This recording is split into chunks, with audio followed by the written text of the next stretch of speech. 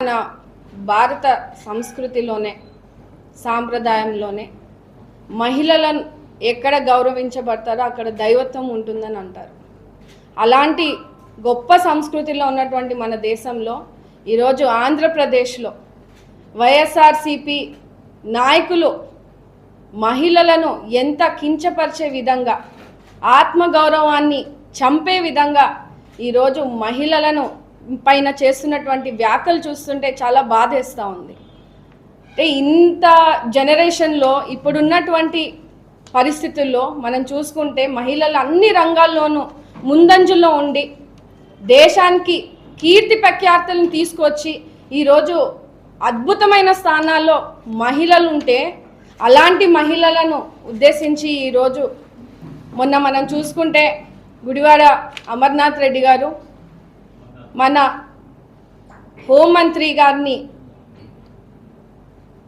ఎలాంటి వ్యాఖ్యలు చేశారో ఇవాళ ఆయనను కూడా మేము గారు అంటున్నామంటే మా నాయకుడు మాకు ఇచ్చినటువంటి పద్ధతులు నేర్పించినటువంటివన్నీ కూడా నేను తెలియజేస్తున్నాను. ఈరోజు కూడా పెద్ద ఎత్తులు రాజకీయ పరంగా ఎన్ని విమర్శలైనా చేయొచ్చు, పనితీరు మీద ఎన్ని విమర్శలైనా చేయొచ్చు, ఏదైనా ఉంటే కూడా రాజకీయ పరంగా మనం మాట్లాడుకునే పద్ధతులు ఉన్నాయి. కానీ వ్యక్తిగత హేళన చేస్తూ ఈరోజు అనితమ్మ గారిని ఆవిడ మేకప్ గురించి కానీ వస్త్రధార గురించి కానీ ఈరోజు ఆయన మాట్లాడిన మాటలు చూస్తుంటే ఎంత జుగుప్సాకరంగా ఉన్నటువంటి పరిస్థితి. రోజు ఆయన బహిరంగ సభలో అలాంటి మాటలు అంటూ ఉంటే కింద ఉన్నటువంటి ఆ నాయకులు కూడా చప్పట్లు కొడుతూ సమాజానికి ఏం మెసేజ్ ఇస్తున్నట్టు అంటే ఒక హోంమంత్రి గారిని అంటే లా అండ్ ఆర్డర్ని ఈరోజు బాధ్యతగా తీసుకొని రాష్ట్రాన్ని నడిపిస్తూ ఒక భద్రతతో మహిళలకు ఏం జరిగినా కూడా మన రాష్ట్రంలో కఠిన చర్యలు తీసుకునే సందర్భంలో ఈరోజు చూసుకుంటే అలాంటి మహిళని ఈరోజు మీరు మాజీ మంత్రిగా పనిచేసి అంతటి వ్యాఖ్యలు చేస్తుంటే కింది స్థాయిలో ఉన్నటువంటి మూకలు ఇంకా ఎలాంటి ఇనిషియేషన్ తీసుకుంటారంటే మీరే ప్రోత్సహిస్తున్నట్టే కదా. మీరు ఒక ఇన్ఫ్లుయెన్షియల్ పొజిషన్లో ఉండి ఒక పార్టీలో ఒక మాజీ మంత్రిగా పనిచేసి సమాజానికి ఏం మెసేజ్ ఇస్తున్నట్టు? ఇప్పుడున్నటువంటి జనరేషన్లో ఈ సోషల్ మీడియా డిజిటల్ ఎరాలో ఎంత ఇబ్బందులు పడుతున్నటువంటి పరిస్థితులు, మాలాంటి మహిళలు ఈరోజు రాజకీయాల్లో రాగలుగుతున్నాము వస్తున్నాము అంటే ఈరోజు ఎంత ధైర్యాన్ని అందిపుచ్చుకొని ముందుకు రాణించాలి. అన్ని రంగాల్లోనూ కూడా మహిళలు ముందంజలో ఉన్నారు. రాజకీయ రంగాల్లోనూ కూడా ఖచ్చితంగా మనం అంటూ ఒక మార్క్ వేయాలి. పాలసీ మేకింగ్ డెసిషన్ మేకింగ్లో ముందంజలో ఉండాలని ఈరోజు పెద్ద ఎత్తున మహిళా లోకంలో ఉన్నటువంటి మహిళలందరూ కూడా ఒక లీడర్షిప్ స్కిల్స్తో ఈరోజు ముందుకు వచ్చి సమాజానికి పనిచేస్తూ ఉన్నాం. దీన్ని నిరసనగా మేము కూడా చెప్తున్నాం. మొన్న మా Telugu Desam party working president Nara Lokesh గారు 33% రిజర్వేషన్ని ఈరోజు మహిళలకు కలిగించి రాజకీయాల్లో కూడా మహిళలు రావాలి, వాళ్ళకు కూడా బాటలు వేయాలి, వాళ్ళకు కూడా దిశానిర్దేశం ఇవ్వాలి. గ్రామీణ ప్రాంతాల్లో కానీ ఎక్కడ రాష్ట్రంలో మహిళలు లీడర్షిప్ స్కిల్స్ ఉన్నటువంటి మహిళలు ఈరోజు ముందంజలో ఉండాలి, రాణించాలని ఒక గొప్ప అవకాశాన్ని ఈరోజు మా అందరికీ ఇస్తున్నటువంటి సందర్భంలో ఇలా రాజకీయ నాయకులని పేరు చెప్పుకొని ఒక పార్టీ ముసుగులో మహిళలని ఇంత ఘోరాతి ఘోరంగా ఏమండి వాళ్ళ ఇంట్లో మహిళలు లేరా, అక్క చెల్లెళ్ళు లేరా? వాళ్ళ ఇంట్లో మహిళలు కానీ వాళ్ళ ఇంట్లో అక్క చెల్లెళ్ళు కానీ ఎవరు కూడా మేకప్లు వేసుకోరా? ఏంటండి మేకప్ల గురించి మాట్లాడేది, వ్యక్తిగత హననం చేసేది? అంటే ఆడపిల్లలు అందంగా కనిపించకూడదా? ఇష్టం ఎవరి ఇష్టం వాళ్ళది. మా ఇష్టంగా మేము అలంకరణ చేసుకుంటాం, సమాజంలో పని చేయడానికి ముందుకు వస్తున్నాం. పనితీరు మీద ఏదైనా ఇబ్బందిగా ఉంటే తప్పులు ఉంటే దయచేసి ప్రశ్నించండి. పనితీరును వదులు పక్కన పెట్టి అనిత గారు ఈరోజు ఏ స్థాయి నుంచి ఏ స్థాయికి వచ్చారని కూడా మీలాంటి పనులు చేయలేదు అనే వ్యాఖ్యను కూడా నిజంగా చూస్తుంటే ఆయన ఉద్దేశపూర్వకంగా ఎలాంటి ప్రచారానికి ఆయన స్టార్ట్ చేశారనేది మనం ఈరోజు చూడాలి. అనవసరంగా అంటే 2 ఏళ్ల సుపరిపాలనలో కూటమి ప్రభుత్వం ప్రజలు ఇచ్చినటువంటి పెద్ద మ్యాండేట్లో ఈరోజు ఒక ఎస్సీ దళిత మహిళ హోంమంత్రిగా ఈరోజు శాంతి భద్రతలను ఎంత అద్భుతంగా ఈరోజు ముందుకు తీసుకొస్తా ఉన్నారు. పోలీస్ డిపార్ట్మెంట్లో కూడా ఒక గౌరవాన్ని తీసుకొచ్చినటువంటి వ్యక్తి, అలాంటి వ్యక్తిని ఈరోజు కించపరిచే విధంగా, అంటే ఆత్మగౌరవాన్ని చంపితే రాజకీయాలు వదిలేసి వెళ్ళిపోయే విధంగా మాట్లాడాలని అనుకున్నారు మీరు.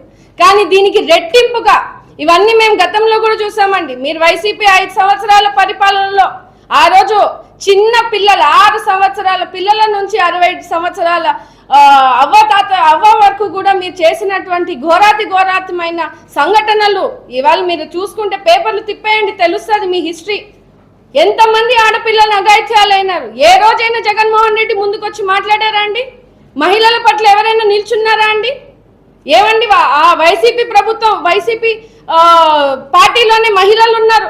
ఏమా మహిళలు మేకప్లు వేసుకోవట్లేదా?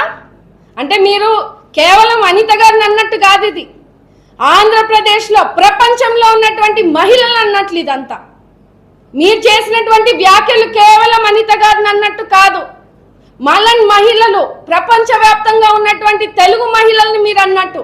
ఖచ్చితంగా బేషరతుగా అమర్నాథ్ రెడ్డి గారు క్షమాపణ తెలియజేయాలి.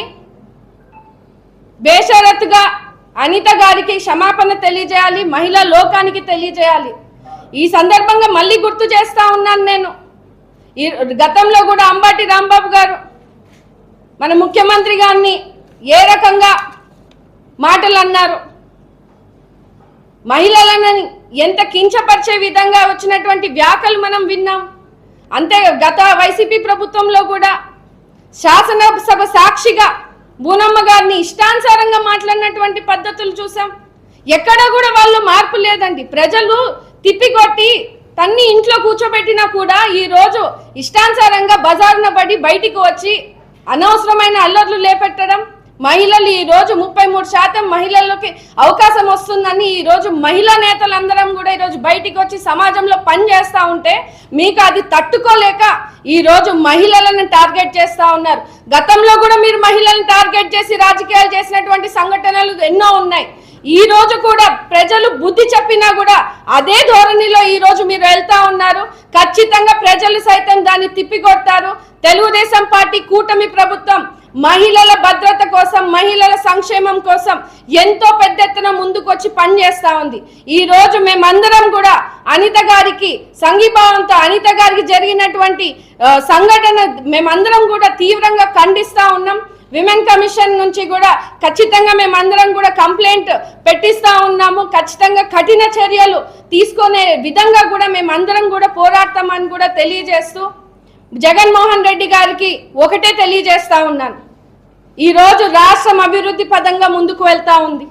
మహిళా సాధికారతను అద్భుతంగా ఈ రోజు మా నాయకుడు ముఖ్యమంత్రి నారా చంద్రబాబు నాయుడు గారు, లోకేష్ గారు, పవన్ కళ్యాణ్ గారు సమపాలికంగా ఈ రోజు మహిళా అభివృద్ధి కోసం, సాధికారత కోసం ముందుకు తీసుకెళ్లే పరిస్థితిని ఈ రోజు మనము రాష్ట్రంలో చూస్తా ఉన్నాం.